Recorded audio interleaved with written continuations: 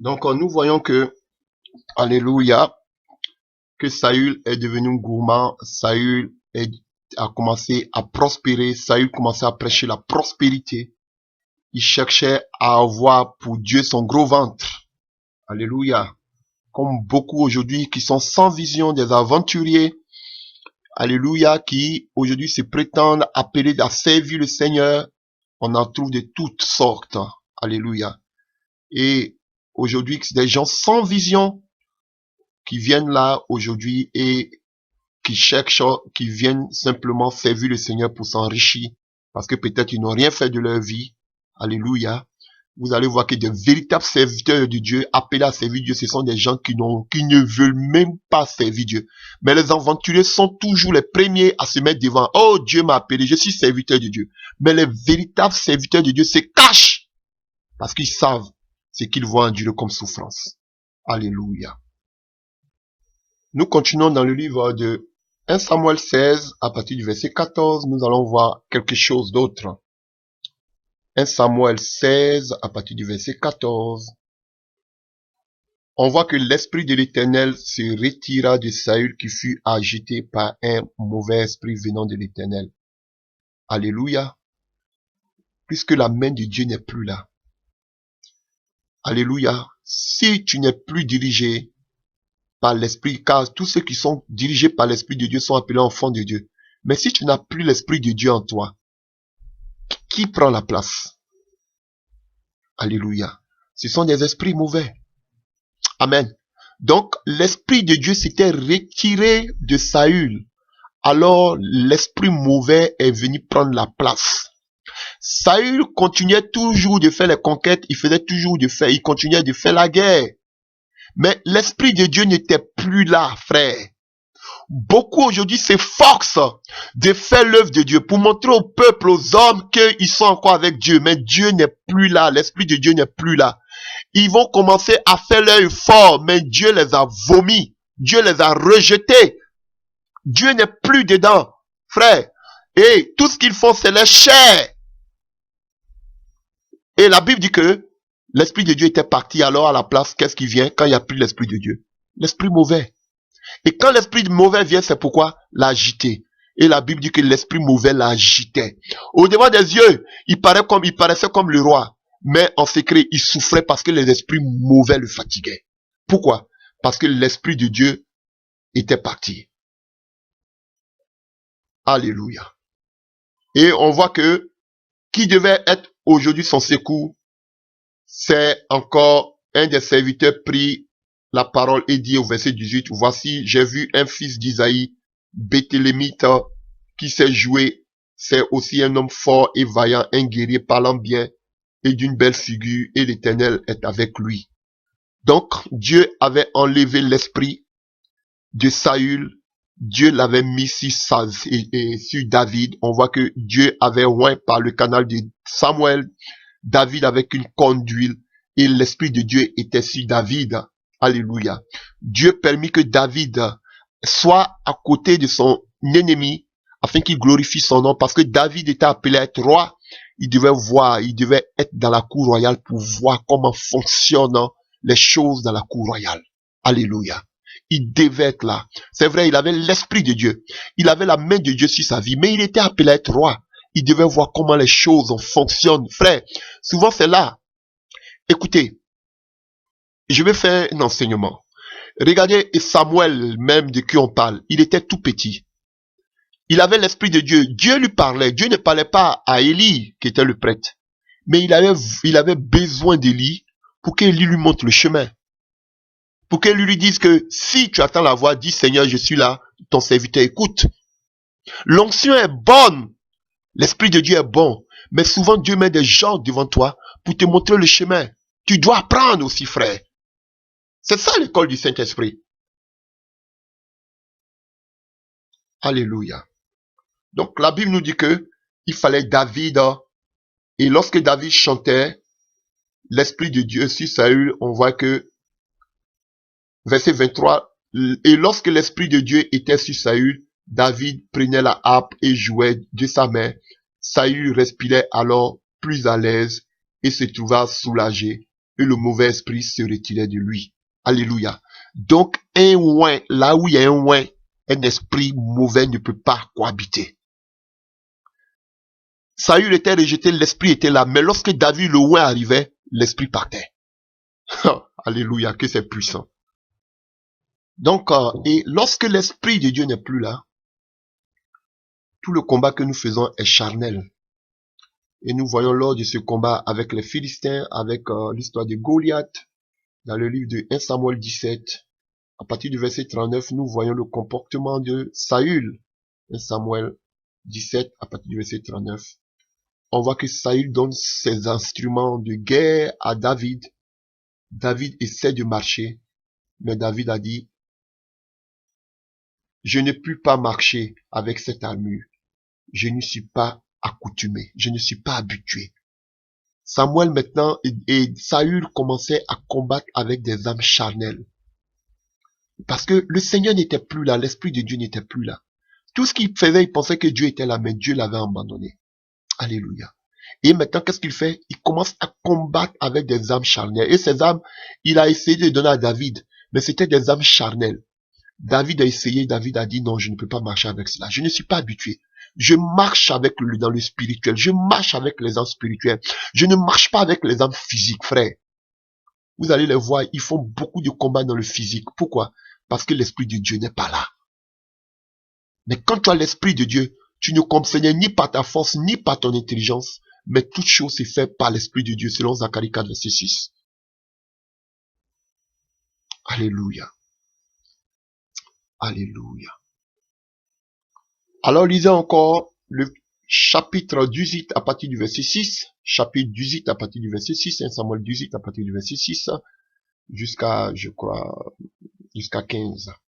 Comme il revenait lors du retour de David après qu'il eut tué le Philistin, les femmes sorties de toutes les villes d'Israël au devant du roi Saül en chantant et en dansant, au son des tambourins et des triangles et en poussant des cris de joie.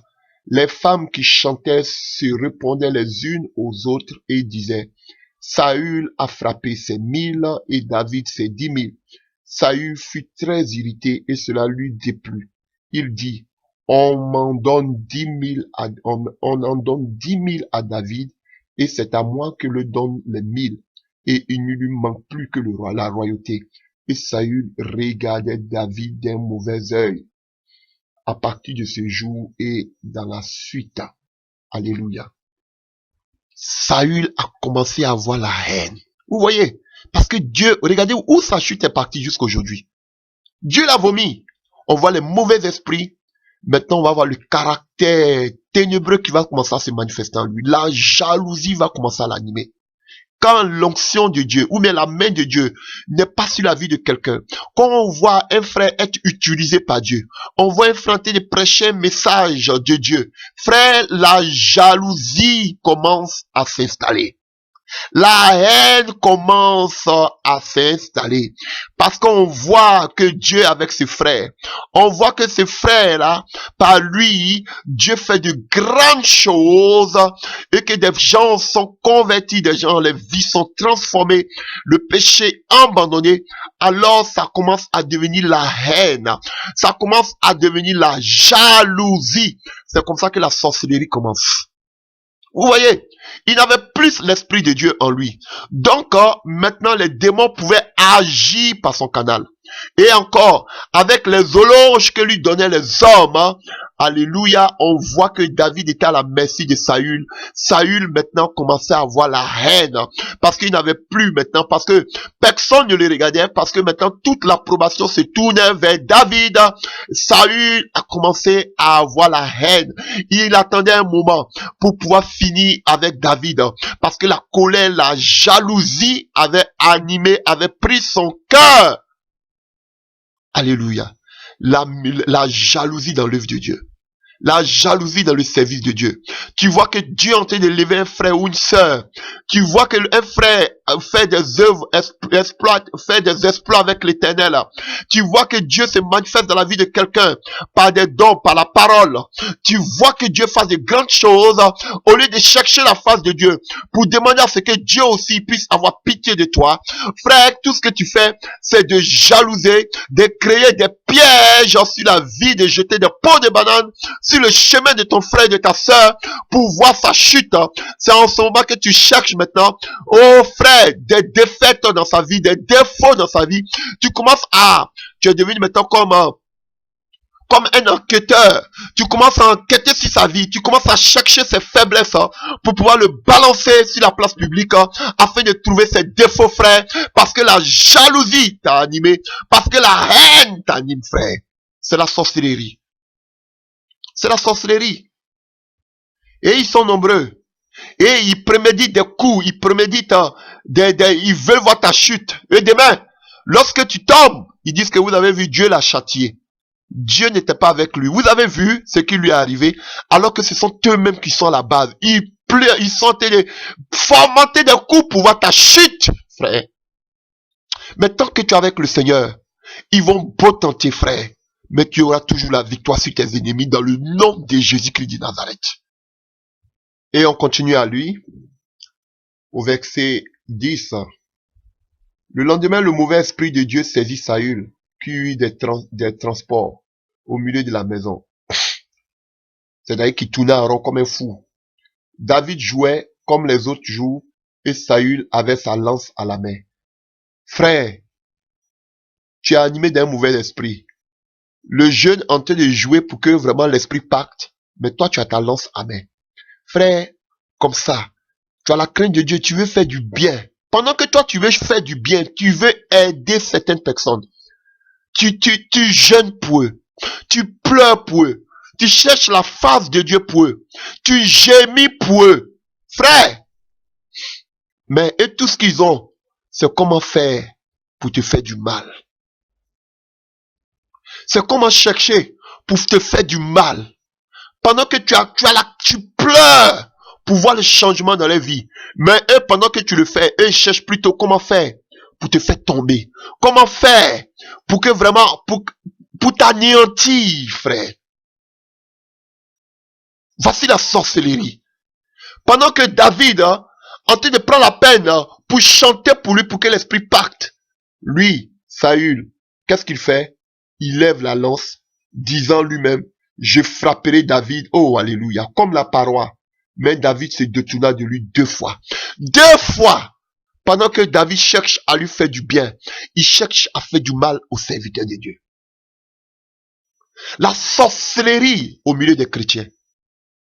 Pendant que tu cherches à avancer, plaire à Dieu, pendant que tu portes le souci, le fardeau des frères et des sœurs, eux, ils ne voient pas cela. Ils voient plutôt comment faire pour te faire chuter.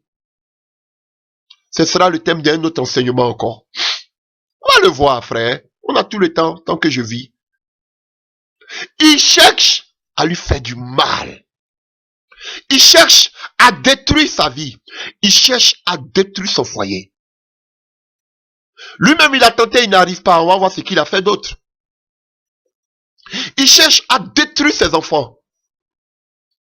Alors qu'il a de bons plans pour eux. Il veut les aider. Mais ils ne voient pas ça du même œil. Qu'on appelle de la même manière. Alléluia. Alors, la Bible dit que 2 fois il a essayé de frapper David. Mais David s'est détourné. Verset 12. Saül craigna la présence de David parce que l'Éternel était avec David et s'était retiré de lui. Vous voyez? Parce que Dieu n'était plus avec lui.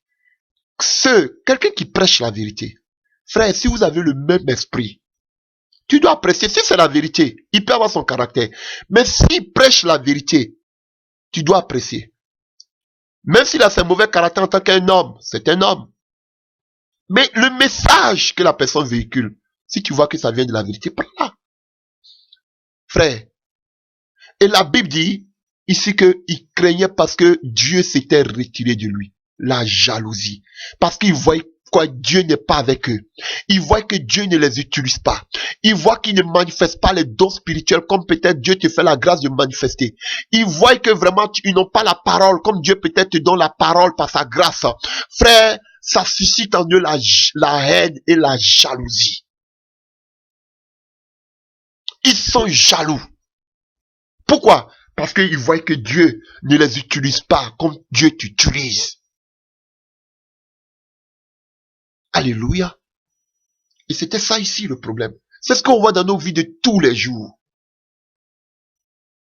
Et la Bible dit, au verset 14, il réussissait dans toutes ses entreprises et l'Éternel était avec lui. David réussissait dans toutes ses entreprises. Malgré tout ce que vous êtes en train de faire pour pouvoir le faire tomber. Mais ils avancent avec le Seigneur. Le fait que eux, malgré tout cela, ils n'avancent pas. Ils ont la haine. Ils ont la colère. Ils veulent voir ta chute pour qu'ils se réjouissent. Pour qu'ils puissent danser. Frère. Mais tant que tu crains l'Éternel, tant que tu marches dans la volonté de Dieu, tant que tu ne te détournes ni à gauche ni à droite, que tu marches dans la crainte, dans la volonté de Dieu, frère, tu seras toujours à la tête. Dieu écrasera toujours tes adversaires. Frère, je te dis la vérité. Pas seulement d'écraser tes adversaires, mais frère, ils seront toujours dans la conviction, dans la confusion, parce qu'il faut prier pour tes ennemis. Frère, on voit ici que Saül voulait tuer David avec une épée. On voit que l'épée, c'est la parole. L'épée, c'est la parole. La parole qui sort aussi de nos bouches est comme une épée.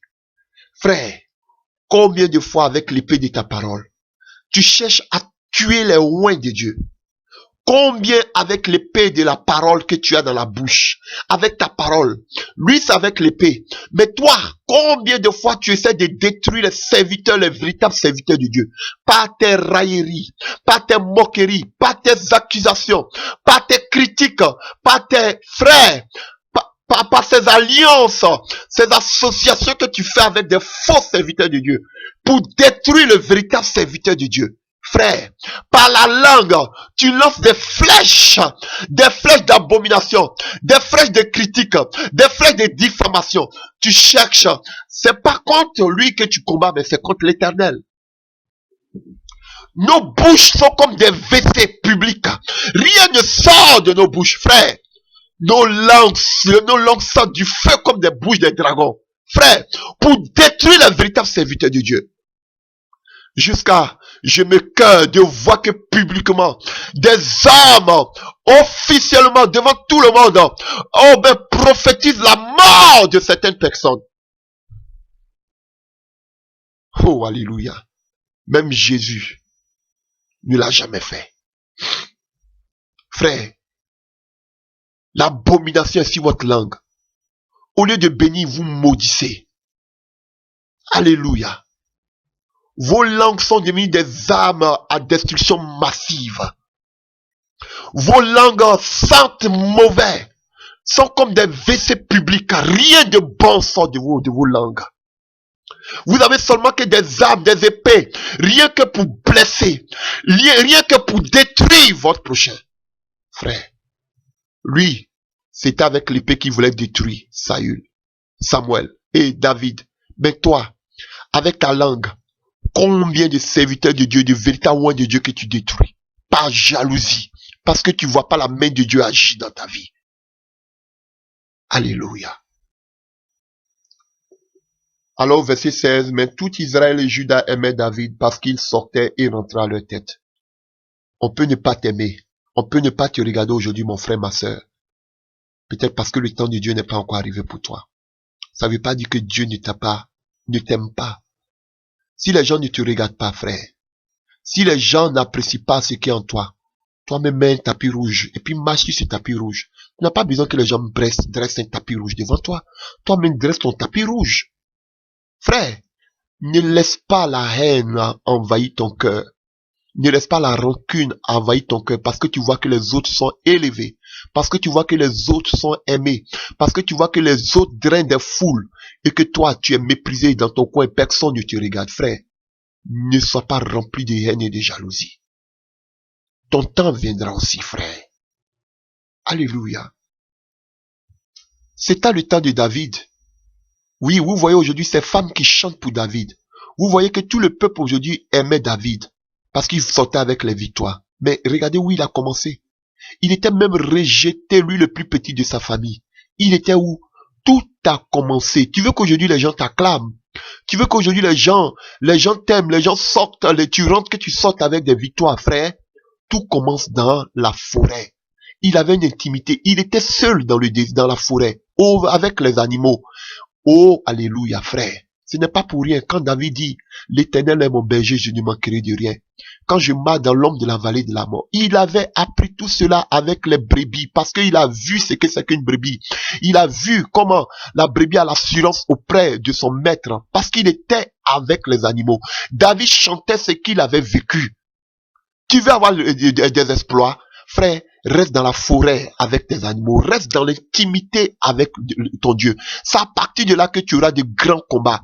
C'est à partir de là que Dieu permettra que tu aies des combats comme Goliath, afin que de là aussi on parle de toi. Frère, ne presse pas. Ne presse pas. Quand le temps de Dieu, de David est arrivé, alléluia, oh, Dieu a suscité Samuel et Dieu a dit à Samuel, oh Père, on ne bouge pas tant que David ne vienne pas. Aujourd'hui, ce jour-là, c'était pour David. David était devenu important. Lui qui était méprisable, qui était repoussé, qui était tout petit dans la forêt. Frère, quand ton temps arrivera, frère, Dieu va te lever. Sois humble dans ton coin et cherche la face de Dieu. Alléluia. Et on voit que Saül, rempli de haine, va donner sa fille en mariage à David. Et par sa fille, il veut tuer David à tout prix. Lui-même, s'il n'a pas réussi, il va envoyer des personnes, ils vont environ des personnes pour t'empoisonner, des personnes pour chercher à te faire tomber, frère. Et on voit au chapitre 19, on voit verset 1, Saül parla à Jonathan son fils et à tous ses serviteurs de faire mourir David. Mais Jonathan, fils de Saül, qui avait une grande affection pour David, alléluia, il a refusé. Il allait même dire à David que mon père cherche à te faire mourir, frère. David a eu plusieurs occasions de se venger de qu'on appelle de Saül dans la caverne. Mais il a dit, ne touche pas loin de l'Éternel. Pourquoi? Parce qu'il craignait Dieu. Alléluia. Parce que l'amour ne se venge pas. Quelqu'un qui a la crainte de Dieu ne se venge pas. Frère, tout son temps, Saül cherchait à tuer David. David a eu cette occasion. Ces généraux lui ont dit, voici, Dieu te le donne, tue-le. Mais il dit non, il ne mettra pas la main sur le oint de l'Éternel. Pourtant, il n'était plus loin. Alléluia. Saül avait perdu la grâce de Dieu. Comme beaucoup ont perdu aujourd'hui la grâce de Dieu. Vous voyez comment on peut tomber, comment beaucoup de serviteurs de Dieu qui ont bien commencé ont perdu la grâce de Dieu. Alléluia, frère. Alors, nous avons presque fini cet enseignement. Nous allons prendre le livre de 2 Samuel 1, verset 2 Samuel 1, à partir du verset 6 à 10.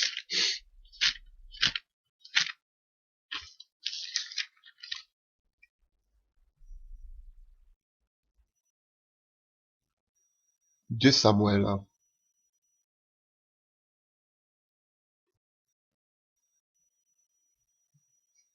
De Samuel 1 à partir du verset 6 à 10.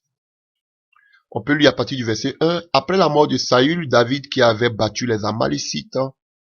Vous voyez, les Amalécites que Saül ne voulait pas tuer, David les a tués. Était depuis 2 jours revenu de Tsiklag. Le 3e jour, un homme arriva du camp de Saül, les vêtements déchirés et la tête couverte de terre. Lorsqu'il fit en présence de David, il se jeta par terre et se prosterna. David lui dit, d'où viens-tu? Et il lui répondit, je me suis sauvé du camp d'Israël. David lui dit, que s'est-il passé? Dis-moi donc. Et il répondit, le peuple s'est enfui du camp de bataille, et un grand nombre d'hommes sont tombés et ont péri. Seul Saül même et Jonathan son fils sont morts. David dit au jeune homme qui lui apportait ces nouvelles, comment sais-tu que Saül et Jonathan son fils sont morts? Et le jeune homme qui lui apportait ces nouvelles répondit, je me trouvais sur la montagne de Gilboa, et voici, Saül s'appuyait sur sa lance et voici les chars et les cavaliers étaient près de l'atteindre. S'étant séjourné, il m'aperçut et m'appela et me dit, me voici. Et il me dit, qui es-tu? Je lui répondis, je suis Amalécite. Et il dit, approche-toi et donne-moi la mort, car je suis pris de vertige. Quoique encore plein de vie, je m'approchai de lui et je lui donnai la mort, sachant bien qu'il ne survivait pas à la défaite. Alléluia. Vous avez compris? Alléluia. Oh, c'est émouvant. Vous voyez, Dieu avait demandé à Saül de tuer tous les Amalécites. Vous vous souvenez? Et Saül ne voulait pas tuer tous les Amalécites que Dieu lui avait ordonné de faire. Alléluia. Alors, la Bible dit que il y avait un combat encore avec les mêmes Amalécites. Et la Bible dit, ces mêmes Amalécites que Dieu avait demandé d'exterminer. Il ne les a pas exterminés. Alléluia. Alléluia. Donc, quand vous le voyez dans le livre de 1 Samuel 15, à partir du verset 3, par Samuel, Dieu avait dit à Saül, va maintenant, frappe Amalek et dévouer par interdit tout ce qui lui appartient. Tu ne l'épargneras point et tu feras mourir hommes et femmes, enfants et nourrissons, bœufs et brebis, chameaux et ânes. Et on sait que Saül ne les a pas tous tués. Alléluia. Et on voit que David ici, dans le livre de 2 Samuel 1, il faisait aussi, il était allé faire la guerre aux mêmes Amalécites que Saül n'a pas tous tués. Alléluia. Est-ce que vous comprenez, frère? Et quand nous voyons le verset 8 de 2 Samuel 1 à partir du verset 8, il me dit, qui es-tu? Je lui répondis, je suis Amalécite. Et il dit, approche-toi et donne-moi la mort, car je suis pris de vertige, quoique encore plein de vie. Je m'approchai de lui et je lui donnai la mort, sachant bien qu'il ne suivrait pas à sa défaite. Alléluia. Vous comprenez que c'est le même. C'est un Amalécite. Alléluia. Qui a tué Saül. Mais avant ça, je voudrais faire un demi-tour. Je voudrais revenir un peu, chers frères et sœurs, si vous permettez, vous m'excuserez. Dans le livre de 1 Samuel 28, vous voyez, on voit ici, vous pouvez le lire, à partir du verset 6, à partir du verset 4, les Philistins se rassemblaient et vinrent camper à Sunem. Saül rassemblait tout Israël et il campait à Gilboa. À la vue du camp des Philistins, Saül fut saisi de crainte et un violent tremblement s'empara de son cœur. Saül consulta l'Éternel et l'Éternel ne lui répondit point, ni par des songes, ni par l'Urim, ni par les prophètes. Alléluia. Et l'Urim et le Turim, on les utilisait pour consulter l'Éternel pour voir si on était dans la volonté de Dieu ou pas. Alléluia. Ni par des songes, ni par l'Urim, ni par les prophètes. Et Saül dit à ses serviteurs, cherchez-moi une femme qui invoque les morts et que j'irai la consulter. Ses serviteurs lui disent, voici, il y a une femme qui invoque les morts. Alléluia. Et à partir du verset 9, la femme qui répondit, voici, tu sais que Saül a fait, comment il a retranché du pays ceux qui invoquent les morts et ceux qui prédisent l'avenir. Pourquoi donc tendu un piège à ma vie pour m'en faire mourir? Et vous voyez comme Dieu avait rejeté Saül. Saül était en guerre, il consulta l'Éternel, mais on voit que Dieu ne lui répondit pas. Alors qu'est-ce que fait Saül? Saül va consulter une divin. Alléluia. On a vu une femme qui invoque les morts. Frère, alors que au verset 9, on sait que vous allez voir que Saül, de son temps, avait exterminé tous ceux qui invoquent les morts. Mais aujourd'hui, comme Dieu n'était plus avec lui, qu'est-ce qu'il fait? Saül va invoquer maintenant quoi? Les morts. Waouh, frère. Il est retourné à l'occultisme. Il est allé à l'occultisme. Pas qu'il était, il est retourné, mais il allait à l'occultisme. Ce qu'il prêchait autrefois, ce qu'il combattait autrefois. Alléluia. Il a commencé lui-même à se mettre dans l'occultisme, comme beaucoup de serviteurs de Dieu. Beaucoup de pasteurs, aujourd'hui, qui défendaient la parole de Dieu, qui prêchaient contre l'occultisme, qui prêchaient contre la sorcellerie. Aujourd'hui, eux-mêmes se sont donnés à l'occultisme. Se sont donnés à la sorcellerie, frère. Il n'y a pas de sorcellerie positive. Il n'y a pas de sorcellerie négative. Sorcellerie, c'est sorcellerie. Alléluia. Ils vont vous dire que eux, ils utilisent la sorcellerie pour faire du bien. Il n'y a pas une sorcellerie qui est positive, qui fait du bien. Toute sorcellerie est négative. Frère, lorsque tu fais le voyage astral, tu sors déjà de ton corps, tu es initié, c'est la sorcellerie. Je vais pas prêcher de la sorcellerie maintenant. J'aurai un thème où je parlerai de la sorcellerie, comment on peut être initié à la sorcellerie, les songes initiatiques à la sorcellerie. On va en parler énormément. Frère, mais vous voyez que c'est un débat qui fait tabou aujourd'hui sur le net. Vous voyez aujourd'hui des soi-disant pasteurs aujourd'hui qui font les œuvres occultes, qui prétendent même sortir de leur corps. Ce n'est plus caché. De la même manière que le Saint-Esprit est répandu, c'est comme ça aujourd'hui la sorcellerie est répandue. Frère, les tout petits aujourd'hui ont la sorcellerie. Dans l'église aujourd'hui, il y a la sorcellerie. Si tu n'as pas l'Esprit de Dieu, comment Dieu te révélera qu'il y a la sorcellerie au milieu de vous? Je vous dis, vous avez toujours pensé que les sorciers, ce sont ceux qui sont méchants, qui sont au village, ou bien qui sont toujours nerveux, ou bien qui sont méchants. Frère, je vous dis que la sorcellerie a pris une autre dimension. Les sorciers aujourd'hui dans les assemblées, aujourd'hui, les sorciers de nos jours sont les gens les plus gentils. Les sorciers de nos jours sont les gens les plus respectables, sont les gens les plus polis, sont les gens aujourd'hui qui peuvent dresser des tables pour que vous mangez. Les sorciers aujourd'hui sont les gens les plus désirables, les gens aujourd'hui les plus zélés dans l'église de Dieu, dans les assemblées. Ce sont les gens toujours ponctuels aujourd'hui dans les assemblées. Ce sont des gens, tu les vois. Je connais même des sorciers qui étaient des conseillers des pasteurs ici. J'en ai dénoncé. Qui font la sorcellerie, conseiller des pasteurs, les pasteurs ne voient rien. Frère, parce que quand tu vois la personne de son extérieur, de la même manière que la personne te parle de l'amour, de la manière que la personne se donne aux œuvres de Dieu, si on te dit que la personne fait la sorcellerie, tu as dit que c'est faux, je ne crois pas. Frère, pour combattre la sorcellerie, c'est la prière et l'esprit de Dieu. Sinon, aujourd'hui, pour un riz, on peut prendre la sorcellerie. Par la nourriture, on peut t'envoûter. Seulement, aujourd'hui, dans l'église, attaquer l'homme de Dieu, attaquer sa famille, on peut mettre la mort spirituelle.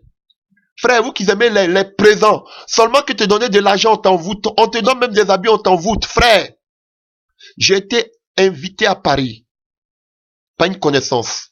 Frère, je suis allé à Paris. À Paris où je suis parti, elle m'a invité dans son église, dans l'assemblée où elle priait. J'ai dit, je me suis même pas présenté, je suis resté derrière. Frère, une fois que vous arrivez dans l'assemblée, ce soi-disant faux prophète arrive dans l'assemblée, tout le monde se met en genoux, tout le monde se couche. Frère, dans toute cette assemblée de plus de combien de personnes, j'étais le seul qui était debout. Jusqu'à il y a d'autres personnes qui m'ont dit, mais tu dois te coucher. Je leur ai dit, pourquoi? Toute l'assemblée était par terre couchée. J'étais le seul qui était debout. J'ai dit, abomination. Oh, et tout le monde lui dit, sois la bienvenue papa, sois la bienvenue papa, sois la bienvenue papa. Frère, ce sont des choses que j'ai vécues, que je rencontre. L'abomination. Frère, et cet homme, il a vu qu'il y avait quelqu'un de bizarre dans son assemblée. Il assis sur son trône. Et il parle de ce que, d'après lui, Dieu a fait pour lui. Oh, j'ai fait tel miracle, j'ai fait tel miracle. Et pendant que les gens sont là, le regardent, il est en train de palper les enveloppes pour voir les dîmes, combien chacun a donné. Et il est là, il dit, moi je dis, et il y a un interprète aussi qui répète la même chose. Abomination, frère. J'ai regardé, mais j'ai dit non, où je me retrouve. J'ai dit, bon, je vais m'asseoir pour voir comment ça continue. Frère, Je vois toutes ces personnes, comment ils adorent cet homme. Cet homme, il a vu qu'il y avait quelqu'un de différent dans l'assemblée, qui ne respectait pas. Ce jour, il a salué toute l'assemblée jusqu'à venir à moi. Il s'est présenté devant moi, il m'a tendu la main. Je dis, Seigneur, tu es plus puissant que lui. J'ai donné ma main, j'ai tendu ma main à ce faux prophète. Frère, je vous dis, j'ai été attaqué, envoûté, ma main a été paralysée. Je vous dis, même vous allez toucher les gens, vous allez penser que vous faites, ils vont venir toujours au pasteur, j'ai des problèmes, pasteur, prie pour moi, serviteur de Dieu, prie pour moi. Alors qu'ils sont en train de vous envoûter, ils sont en train de voir. Ils sont en train de voir, comme ils le disent dans leur jargon, qu'est-ce que vous pesez? J'aurai le temps de parler de la sorcellerie. Frère, cet homme m'a salué. J'ai dit, j'ai senti comme un courant dans ma main. Paralysé, séché. Il a fallu l'intervention de mon épouse dans la prière pour que je sois délivré. Frère, la sorcellerie existe dans les églises. Et voici un homme. Après avoir tout connu aujourd'hui, il se tourne parce que Dieu lui a donné d'eau. Il se tourne vers les œuvres occultes pour montrer que Dieu est avec lui. Combien aujourd'hui de pasteurs se donnent aujourd'hui aux œuvres occultes parce que Dieu les a tourné le dos. Ils se retrouvent dans vos chambres à coucher. Viens vous dire même, quelle est la tenue que vous avez portée? Père, c'est l'abomination. Vous avez vu Jésus en train de faire cela? Il s'appuie sur certains passages bibliques disant que Élisée était là, il était là, son esprit était là quand il était en train de prendre des biens avec ce qu'on appelle ce général syrien, Aman, ou bien on a vu que Dieu a fait sortir, on a vu que Dieu a enlevé et Philippe. Mais frère, on aura le temps d'expliquer tout cela. Faites beaucoup attention. Ils se déguisent en anges de lumière. Ils sont au milieu de nous. Ils sont les plus zélés, frères, mais qui vous envoûtent facilement. Ayez le discernement. Homme de Dieu, priez. Ayez le discernement. Voici un homme, après avoir commencé, aujourd'hui qui se tourne vers les œuvres occultes, comme beaucoup de nos jours. Alléluia. Alors, il invoque Samuel, et on voit que Samuel lui dit, ce même jour, tu seras avec moi au séjour des morts. Alors, qu'est-ce qui se passe? Comme on revient à notre passage du 2 Samuel 1, on voit que qu'est-ce qui se passe? On voit que c'est un Amalécite que Dieu avait dit de tuer. Dans 1 Samuel 15, je crois.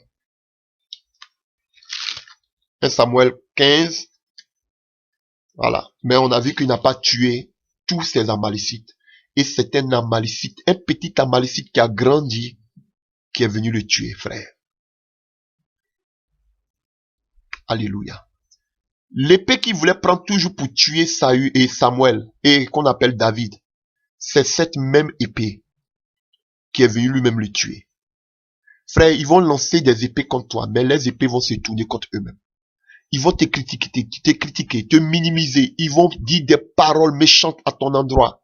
Ils vont te traiter de tout, mais eux-mêmes, leur épée va les détruire pas à pas. Comme l'épée qui était destinée pour la mort de David a été destinée pour Saül lui-même. C'est sa même épée sur laquelle il s'est appuyé qu'il a tué. Alléluia. Mais je voudrais insister sur la malécite. Frère, vous voyez, la malécite que Dieu avait dit, même les nourrissons, détruis-les. Il n'a pas détruit même les nourrissons. Il les a laissés, il les a épargnés. Parce qu'il était à amour plus que Dieu. Aujourd'hui, c'est un bébé amalécite qui a grandi, qui est venu le tuer. S'il avait tué tous les amalécites, ce ne serait pas arrivé. David n'allait pas encore combattre les amalécites, frère. Donc, chers frères, chers serviteurs de Dieu, on peut tirer aussi là déjà une leçon.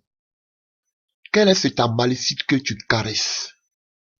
Que Dieu te demande de détruire que tu ne veux pas détruire. Quel est cet amalécite? Tu te dis que tu t'en sortiras comme d'habitude. Tu te dis que cet amalécite est inoffensif parce que c'est seulement qu'un bébé. Frère, mais n'oublie pas que cet amalécite va grandir. Alléluia. Cet amalécite est un bébé. Mais plus tard, il sera un jeune, il va grandir.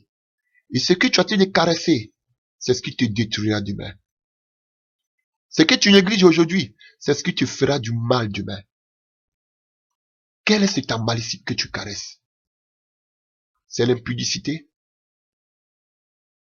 C'est l'idolâtrie? C'est la sorcellerie? Pour que ton ministère marche? C'est les fétiches? Je vous dis la vérité. Parce que je faisais la délivrance d'une sœur et elle me disait que sa tante était pasteur. Ça fait que ça, elle a rétrogradé parce qu'elle était choquée.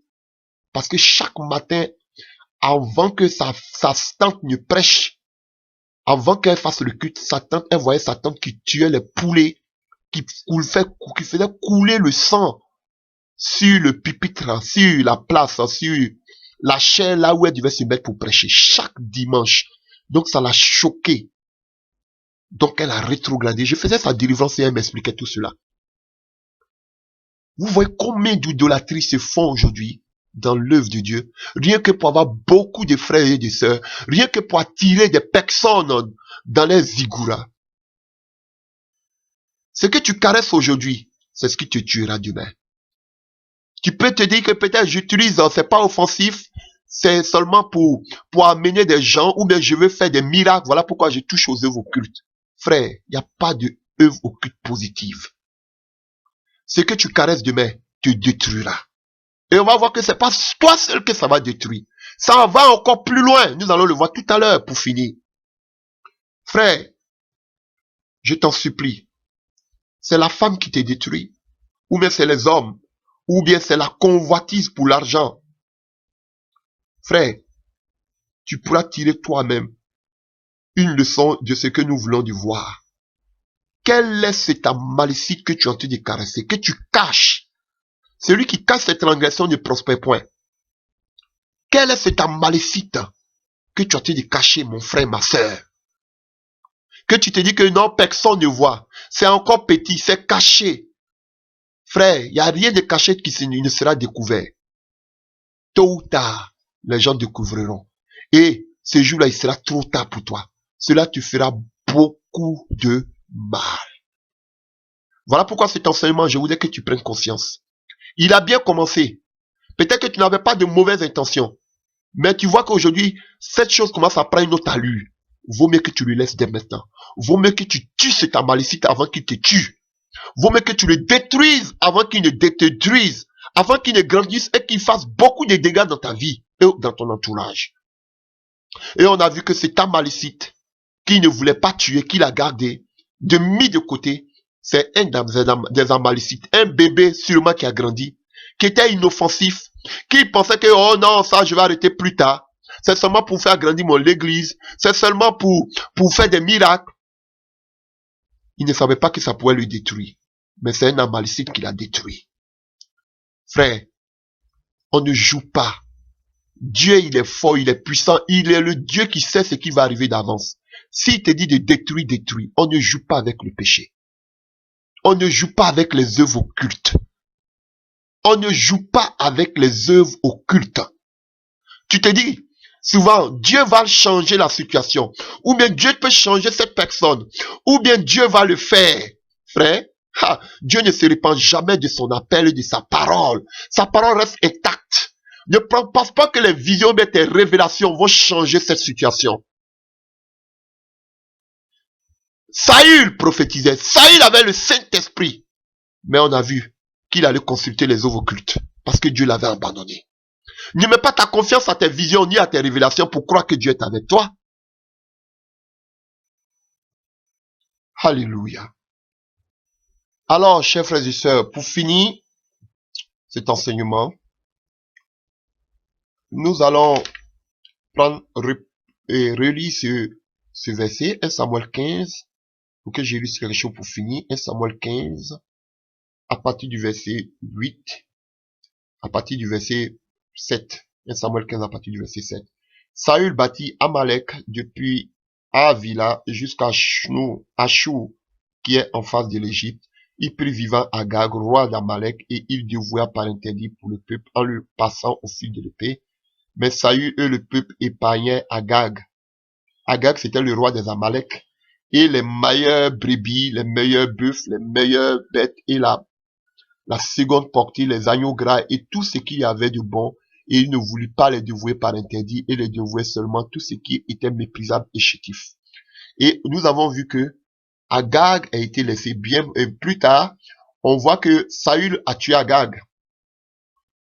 Saül tue Agag. Alléluia. Samuel a tué Agag.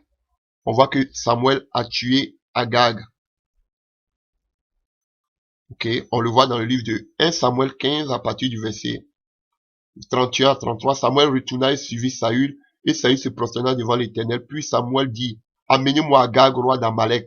Et Agag s'avança vers lui d'un air joyeux et disait, certainement l'amertume de la mort est passée. Samuel dit, de même que ton épée a privé des femmes de leurs enfants, ainsi ta mère entre les femmes sera privée d'un fils. Et Samuel mit Agag en pièces devant l'Éternel à Gilgal. Donc on voit que Samuel a tué Agag. Mais n'oublions pas que certains enfants d'Agag ont été laissés, ont été libérés, ont fui. Alléluia. Certains ont fui parce qu'il les a pas tous tués, mais Agag a été tué. Et on a vu que un Amalécite qui a été laissé, qui a grandi, qui a tué Saül. Alléluia. Et allons-y un peu plus loin. La malédiction ne s'abat pas. J'aurai le temps. Je vous dis, chers frères et sœurs, de parler sur les liens et la malédiction. Je vais vous dire, on me dira, mais quand on est chrétien, on n'est pas sur la malédiction. C'est vrai. Un réellement chrétien né de nouveau, né d'en haut, frère, tu n'as plus de lien de malédiction dans ta vie. Tu n'as plus de lien des ténèbres de famille dans ta vie. Mais frère, je sais pourquoi je vais prêcher là-dessus. Parce que j'ai eu, par la grâce de Dieu, des expériences que j'ai vécues. Véritablement, un enfant né de nouveau n'est plus sur la malédiction. Mais qu'est-ce que je vais dire de cela? Nous allons faire cet enseignement, Dieu voulant. Vous allez comprendre beaucoup de choses. Frère, mais comment savoir aujourd'hui qui est né de nouveau, qui n'est pas né de nouveau?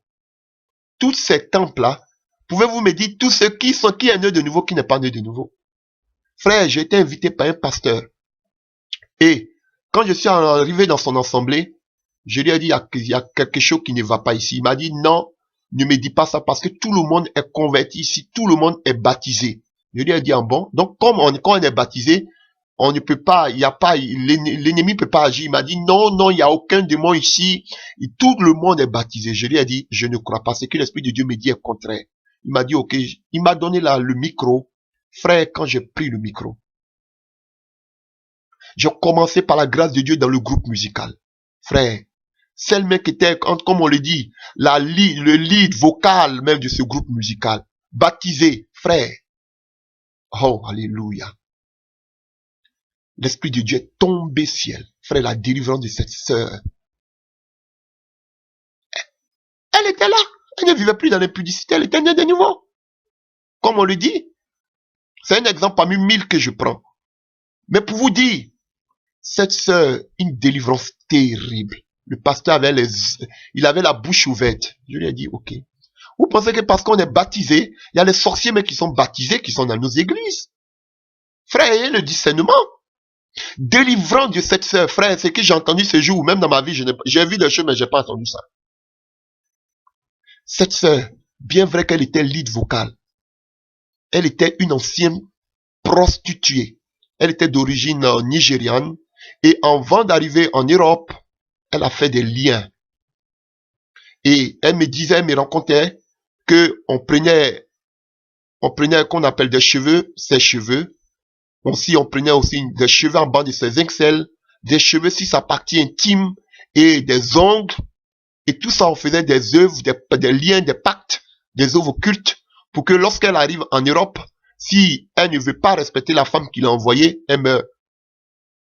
Elle est devenue chrétienne. Et cette femme même qu'il avait envoyée, elle a convoqué cette femme devant la police, et cette femme où je vous parle jusqu'à aujourd'hui en prison. Et, mais elle était chrétienne, baptisée. Mes frères, cette sœur, je ne sais plus, ça fait longtemps, je sais plus où elle est, mais elle n'arrivait même pas à avoir ses menstrues. Bien vrai qu'elle était chrétienne. Elle était lead vocale dans le groupe musical. Elle n'arrivait pas à avoir ses menstrues, cette fille, cette sœur. Et en plus de ça, elle me disait, lorsque même elle n'avait plus de goût avec un homme, du fait que elle était dans la prostitution, elle n'a plus du goût. Frère, et tout cela, ces liens-là devaient être brisés. Le pasteur lui a dit, tu as accepté le Seigneur, tu es baptisé, tu es sauvé. Je vous dis la vérité. Et cette femme m'expliquait des choses terribles. Elle avait des tendances lesbiennes. Elle était seulement qu'attirée par les femmes. Elle chantait à l'église. Qu'est-ce qui prouvait qu'elle était née de nouveau? Le pasteur m'a dit qu'elle était baptisée. Elle chante dans le groupe musical. Frère, sa délivrance. Tu pries pour elle-même, regarde la sirène des eaux, comment elle se manifeste. Elle était baptisée. Frère. Et cette femme-là qui me disait, cette sœur qui me disait, pasteur, j'étais même pris dans la sorcellerie. Elle était convertie. Quelque chose de terrible qu'elle m'a avoué. Elle me disait que son âme pouvait sortir 7 jours en dehors de son corps. Elle a dit que c'est pas possible ça. Elle m'a dit si. Parce que son corps physique a été déplacé. Elle est restée 7 jours dans les airs, en train de poireauter, hein, parce qu'elle cherchait son corps pour rentrer. 7 jours! La haute sorcellerie. Elle avait le micro. Frère, moi si mon chemin c'est seulement que la sorcellerie. Je suis un pasteur des villages. 7 jours en dehors de son corps. Frère, elle m'a tout annoncé, tout ce qu'elle a fait comme pacte des eaux, tout ce qu'elle a mené dans les eaux, tout cela, elle a dit. J'ai prié pour eux. C'est vrai qu'il y a beaucoup qui prennent ce genre de choses pour s'attirer de l'argent, qui ont fait de ça même un ministère, le ministère du brisement, les liens, brisement. Je ne parle pas de ça. Mais je dis que cette sœur, et j'ai pas la première, j'ai beaucoup de témoignages, mais j'ai peu de temps. Frère, je vous dis, je sais de quoi je parle. Donc attention, c'est pas ceux qui disent non, une fois que tu es, c'est vrai quand tu es réellement converti, mais que tu es à l'église, c'est fini, frère, attention. Peut-être que vous n'avez pas le temps parce que vous n'avez pas prié pour les gens. Mais que nous qui avons eu le corps à corps dans la délivrance, je sais de quoi je parle. Frère, 7 jours en dehors de son corps. Et cette sœur, je n'ai plus de ses nouvelles. Moi, je ne faisais pas partie, j'étais de passage. Je l'ai laissé à son pasteur. Et tous ces pactes qu'elle a fait, ces liens, j'ai prié le Seigneur. Détruis cela dans le nom puissant de Jésus-Christ de Nazareth. Elle se portait bien. Jusqu'à ce que je la laisse. Je n'ai plus de ses nouvelles. Frère, pour vous dire que c'est un exemple parmi 1000. Elles sont nombreuses dans ces églises. Ils sont nombreux dans ces églises. Vous ne savez pas pourquoi vous avez des problèmes. La maladie. Ah, il y a longtemps, je vais à l'église. Il y a longtemps, je suis chrétien. Mais je sais pas, j'ai toujours des blocages. Je meurs. Dans notre famille, tout le monde meurt de cette maladie. Dans notre famille, il y a toujours ces mêmes problèmes. Dans cette maladie, j'ai tellement de témoignages. Dans notre famille, on n'arrive pas. Le premier enfant meurt toujours. Frère, j'en ai croisé beaucoup. Mais Dieu permettra. Si Dieu permet que je sois encore sur la terre, on fera cet enseignement. Et vous serez édifiés. Ne croyez pas que c'est l'Ancien Testament. Et je ne fais pas de ça un ministère, hein, comme le ministère des brisements des liens, ou bien le ministère des combats, que seulement combat à longueur de journée. Je ne suis pas dedans. Alléluia. Mais c'est un exemple. Alléluia, frère. Donc, revenons à notre sujet. Et nous allons voir que cet Amalécite a grandi. Et nous allons voir que ça ne s'arrête pas seulement qu'à Saül. Saül, vous avez vu, quand Adam a péché, le péché d'Adam s'est répandu sur toute l'humanité entière.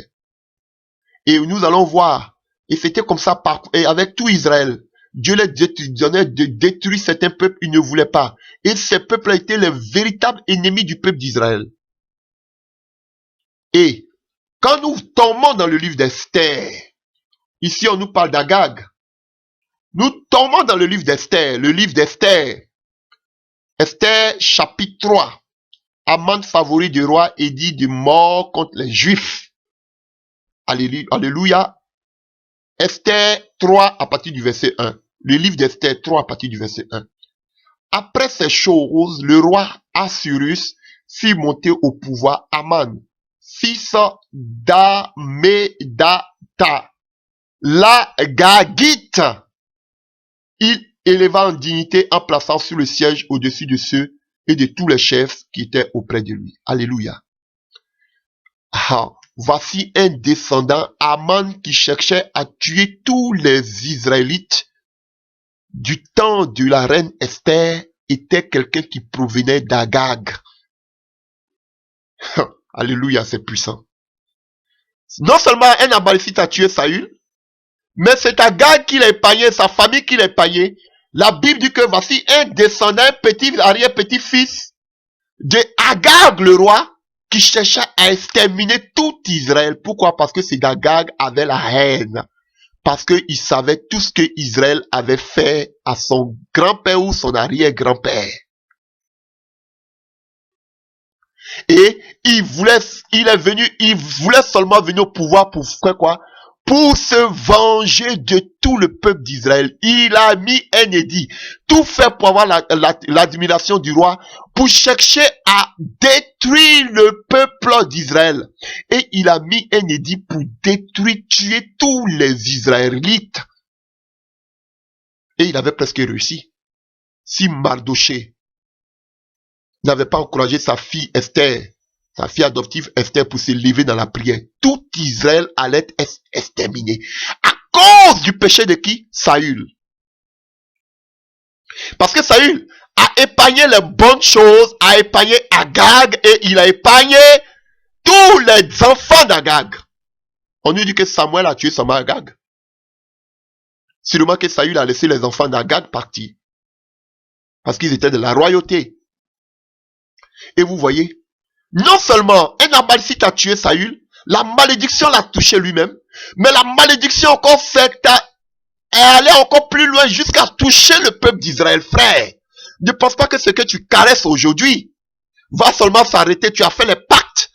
Ne pense pas que oh frère, j'ai vu des familles détruites. Je suis allé prier pour une grande responsabilité et un grand responsable politique qui était ministre, frère, pendant plus de 20 ans. Détruit à cause du fait des liens. Sa famille détruite, ses enfants détruits. Frère, à cause des liens. Ne pense pas que c'est ta malédiction que tu as été de caresser. Va seulement que te toucher toi seul, mais toute ta progéniture, toute ta descendance sera touchée. Frère, tu penses que c'est un amusement que tu vas t'en sortir.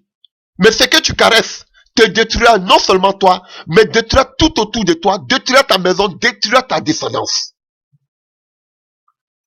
Saül n'a pas pensé un seul instant, mais Dieu qui voit dans l'avenir savait déjà ce qui allait arriver. Et Agag le roi d'Amalek, qu'il a épargné, et ses enfants qu'il a épargnés, bien vrai que Saül a tué Agag, Samuel a tué Agag, mais les descendants d'Agag avaient la haine contre Israël. Ils voulaient exterminer, sûrement qu'ils étaient en exil auprès d'Assyrus, mais ils voulaient exterminer tout le peuple d'Israël. Et Aman avait un seul projet, comment détruire tout le peuple d'Israël. Mais n'eût été la vigilance de Mardoché et d'Esther, le peuple de Dieu allait être détruit. Tout cela par la faute de qui? De Saül. Chers frères et sœurs, je voulais que nous tirons ces enseignements. Non seulement, c'est un enseignement pour tous ces serviteurs de Dieu qui ont rétrogradé. Bien vrai qu'ils sont vivants, mais qui sont morts. C'est un enseignement aussi pour tous ceux qui veulent se lancer avec l'aide de Dieu, qui sont en train d'annoncer l'évangile du retour de Jésus. Je vous applaudis. Mais, soyez vigilants. Mettez votre foi, votre confiance dans le Seigneur. Et d'autre part, je suis encore en train de parler à d'autres personnes qui caressent la malédiction, ces hommes de Dieu qui ont été choisis, qui ont rétrogradé, qui se sont donnés aux œuvres occultes, qui ont eu l'orgueil, qui pensent qu'aujourd'hui, le Seigneur est avec eux alors que le Seigneur les a vomis. Je pense qu'il est temps de vous repentir. Parce que ce que vous êtes en train de caresser, vous tuera demain, non seulement vous, mais toute votre progéniture. Frère, il y a eu plusieurs chutes. Beaucoup ont chuté. dans la Bible. Mais aujourd'hui, je parle de Saül. Dieu voulant, peut-être que je vais parler de Salomon. Je vais parler aussi de d'autres personnes. Frère, Dieu voulant. Et ça va nous donner des enseignements. Frère, j'espère que cela vous a fait beaucoup de bien et que vous avez été bénis par cette parole. Que Dieu vraiment vous bénisse. Que le Seigneur touche votre cœur de telle sorte que l'orgueil, la suffisance ne s'empare pas de votre cœur, mais que l'humilité remplisse vos cœurs et que vous vous laissiez transformer, façonner par l'Esprit de Dieu et que vous écoutiez la voix de Dieu et que vous ne détournez pas de lui, de ses préceptes et de sa parole au nom puissant de Jésus-Christ. Que Dieu vous bénisse. Amen.